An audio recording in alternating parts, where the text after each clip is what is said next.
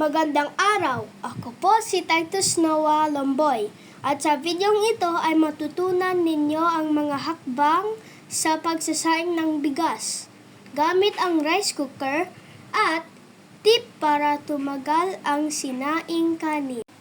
Ito, simulan na natin. Una, ihanda ang malinis na rice cooker. Pangalawa, magtakal gamit ang tasa para sa bigas. Depende sa dami ng kakainin. Dito ay gumamit ako ng 2 tasang bigas. Pangatlo, hugasan ng 2 hanggang 3 beses ang bigas o depende sa linis na gusto mo.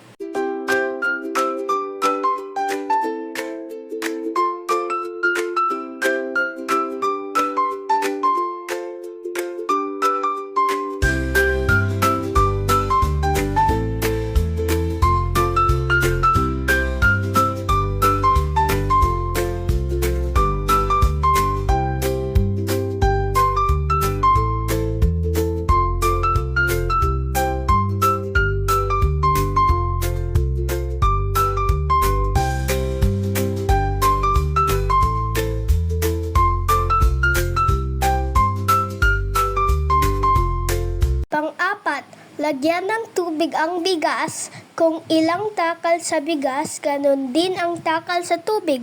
O pwede din gamitin ang linya sa daliri na kinaugalian na ng ating mga nakakatanda.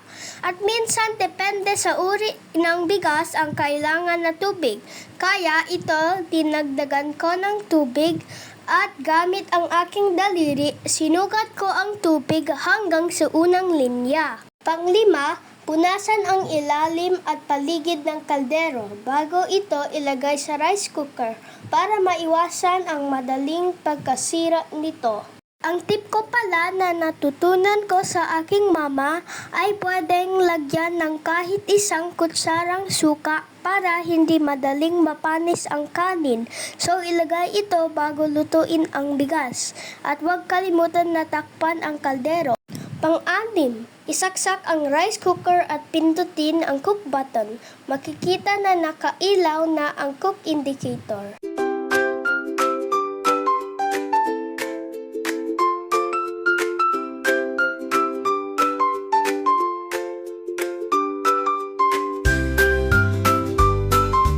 Panghuli, antayin maluto ang bigas at lumipat ang ilaw sa keep warm indicator.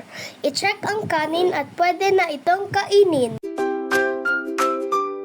Ayan, ating i-enjoy ang bagong lutong kanin at masustansyang ulam. Maraming salamat sa panunood. Naway may natutunan kayo.